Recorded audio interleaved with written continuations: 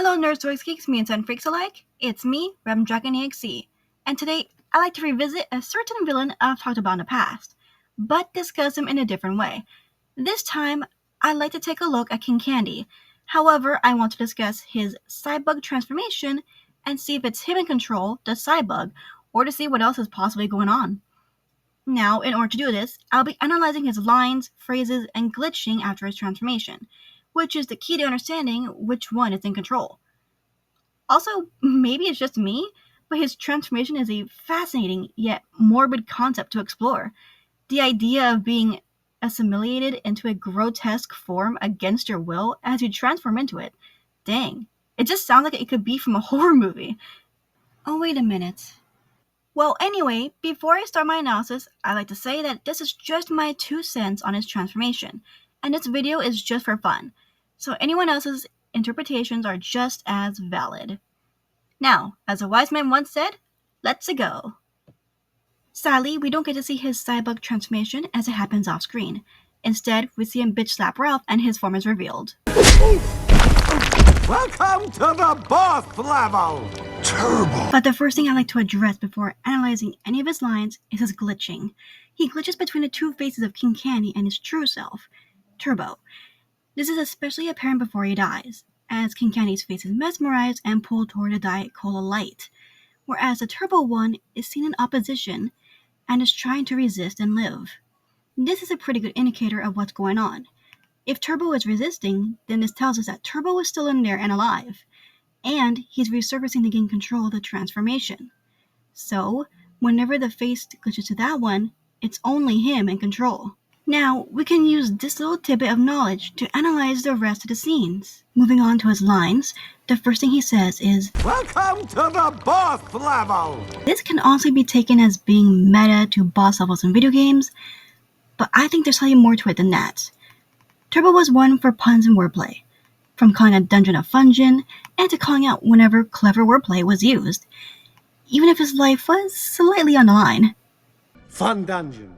You know, it's a play on words. It's a fun...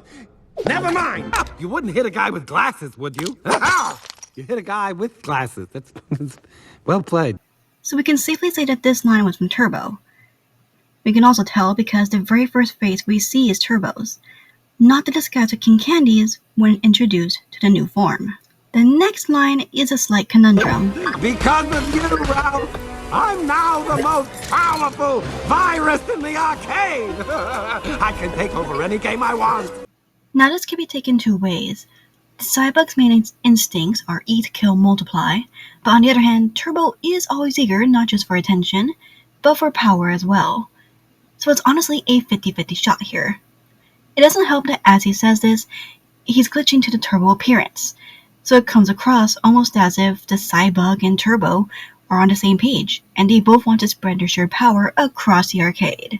So let's safely say that this is the case. To go with this, it seems as if when the King Candy appearance is used, it's like a midway point. Both the Cybug and Turbo's minds are in agreement and want to do the same thing. If it was otherwise, then Turbo's look would appear to indicate that he's the only one in control. Keep in mind, Turbo created the disguise of King Candy in the first place, and the Cybug ate that disguise along with Turbo's personality. So we essentially have two minds using the same appearance. Not to mention, both the Cybug and Turbo share two traits in common, being murderous and wanting to spread their control. These traits in common bond them together in more ways than one, and it makes them, well, a virus. Cybugs are like a virus. Most powerful virus in the arcade! Chaotic and infectious, like a virus. With that in mind, let's continue. I should thank you, but it'd be more fun to kill you. This line is interesting, as the King Candy appearance is shown, which means that the Cybug and Turbo's minds are in agreement. They both have murderous intent here, and Turbo's personality is coming through just a bit. Turbo wants to kill Ralph for fun because he was in his way for the majority of the movie, and the Cybug's instinct of killing is being satisfied at the moment.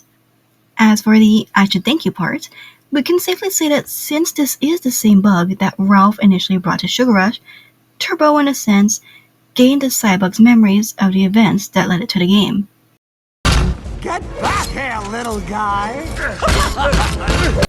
The same thing applies here, although this seems more in line with Turbo's personality, as he is a sadistic little man who wants Ralph to know that the tables have indeed turned. Emphasis on the little. Before the transformation, Ralph could have easily pummeled him if he wanted to, as Turbo was very short. Back then, it was slightly harder to take him seriously because of his height. In fact, even the voice actor was surprised by how small he was and thought his short stature was pretty funny. Or at least, that's what it says in this book. Anyways, we're moving on. Have some candy! Where do you think you're going? I'm not through with you yet. Up we go! The previous established rules apply here, as the two minds are in agreement again to target Ralph. Here, Turbo's King Candy catchphrase is being used as a taunt, and he is just toying with him and enjoying his little game of cat and mouse up until flying. Oh, look at that, it's your little friend. Let's watch her die together, shall we? No! It's game over for both of you. Similar to the previous set of lines, Turbo and the Cybug are on the same page, with Turbo's intent to kill Ralph taking the forefront to toy with him. The Cybug's programming to kill, and Spread is content with knowing that Cybugs are closer to getting Al's Sugar Rush and eradicating the arcade. You fools! Why are you going into the law? No, yes, no, yeah, no. Go into the law. Finally, here is the main scene where it all goes down. The Cybug and Turbo are trying to order the Cybugs around so they can spread out, but to no avail. The Cybug's coding is taking over both of them, as it's just that strong. It's when Turbo's face appears that he's resisting, realizing what's happening.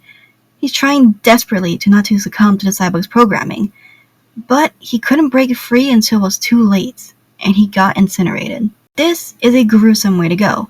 Sure, his death is not as bloody brutal like Scar, Clayton, or Mother Gothel's deaths, but it makes up for that by adding this psychological horror aspect to it. All in all, there are essentially two sides that are competing here. Turbo's cold and calculating nature with the mindless Cybug. These two sides both want to kill Ralph and take over the arcade, and because of that, they are able to function simultaneously in the form of King Candy. Turbo's personality is just happening to slip through the cracks from time to time, and in the end, he just couldn't withstand the Cybug's programming. Again, this is just my interpretation of the transformation, and all other theories are welcomed in the comments below. I hope you all enjoyed the video and my analysis. And now, I am off to hyperfixate some more on this movie. This is RandomDragon.EXE, signing off. No! Harry, no! Don't look at the light! I can't help it. It's so beautiful.